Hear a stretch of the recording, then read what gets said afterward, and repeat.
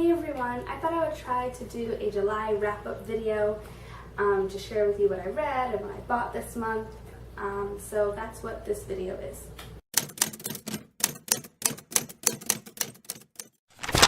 So I read 5 books this month. The first book that I read is Sweet Venom by Tara Lynn Childs, and then I read the sequel.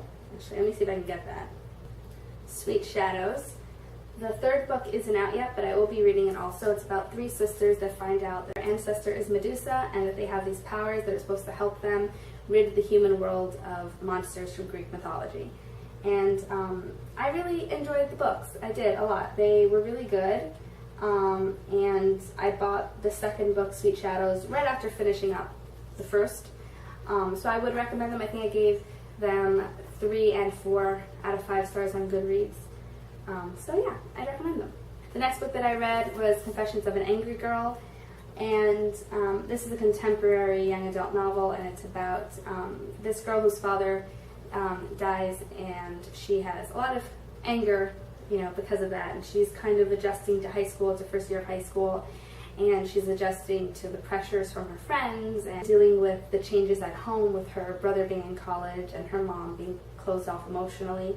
I did like this book. I would describe it as having a lot of drama. I didn't enjoy it as much as I thought I would, but I did really enjoy it. I do think that it brought up some interesting issues that young adults can relate to, and yeah, so I would recommend it. I did like it, and I probably will read the second book, which is Confessions of an Angry Girl. No, lies. Which is Confessions of an Almost Girlfriend. That's what it's called. And like I said, I'll probably pick it up, but not right away. The next book that I read is a book that I don't have with me, so I'll probably put the image somewhere around me or something like that. And that is The Miraculous Journey of Edward Tulane. It's by the same author that wrote The Tale of Despereaux and Because of Winn-Dixie. Both books that I actually really enjoyed. I actually enjoyed The Tale of Despereaux the most, I think. But I did really enjoy Edward Tulane. I think that's how you say the name, the last name, I'm not really sure. But it's about a China rabbit who is owned by this little girl who loves him very, very much, but he doesn't really love her back. He doesn't really care for people or anyone but himself, really. And then he gets separated from the girl, and he gets owned over the years by different people. And each of these people teach him to love, and he also suffers heartbreak because of opening himself up emotionally. Of course, you become vulnerable when you do that. And I actually really love the story. I thought it was really beautiful. I think it's a great book. It's about, I'm going to say like middle grade, maybe a little bit younger. But I really, really enjoyed it. I was actually reading it on the train, and I wanted to cry while I was reading it, because I cry really, really easily when I read or when I watch movies and things like that. But I'm just sitting there, I was so angry with myself because I wanted to cry, and I'm like in a public place. You have to stop. You have to really hold yourself together. So I didn't cry. But I really, really loved the book. It took me about, I want to say like an hour and a half to read it, because I was traveling that day, and it took me about an hour and a half both ways. No, actually, 3 hours total to get there and back. And I finished the book before the ride was through, so yeah, it probably took me about an hour and a half to finish it.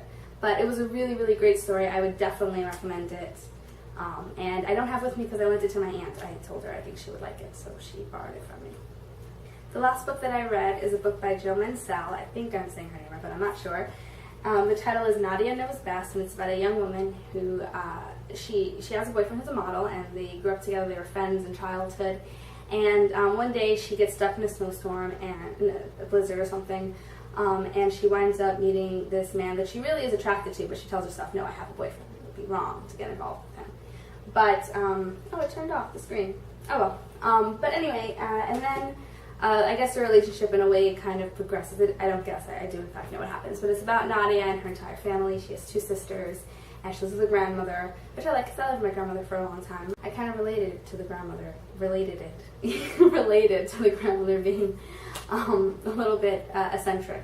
So yeah, so I really enjoyed the book. I would recommend it. I'll probably read more books by the author. The only physical book that I actually bought this month is the young adult book Silo. And I'm gonna be honest, I don't remember why I bought it. I just know that I did, and I just can't remember why exactly. Definitely gonna read it. Don't really remember why I bought it though. It was completely an impulse buy, definitely. speaking of impulse buys, the only other books that I bought were all like Chicken Soup for the Soul type books, and they all had to do with dogs. Actually, I bought. Let me see if I can get it. Yeah, I bought 4 books. One is Chicken Soup for the Soul, I Can't Believe My Dog Did That. One is Chicken Soup for the Soul, Loving Our Dogs. The other is Chicken Soup for the Soul, What I Learned from the Dog. And then the 4th is A Cup of Comfort for dog lovers too, because I did in fact read the first one. I have it on my nook. And are there any like types of books that oddly enough that you read that you don't really know why? Because I don't even have a dog, actually. I don't. I have a cat. But I read dog magazines and books about dogs all the time. I have no idea why I'm attracted to them. I even buy like those mystery books that have dogs in them, but I'm not really interested in the ones with the cats in them. I have no idea why. I love Chet and Bernie. Recommend them all the time. It's an adult mystery series told from the dog's perspective. Absolutely love the books.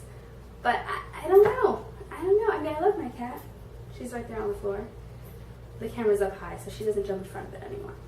But yeah, it's just really, really odd. But that's pretty much all that I did in July. Well, all I did book-wise. So thanks for watching, and I'll see you soon. Bye.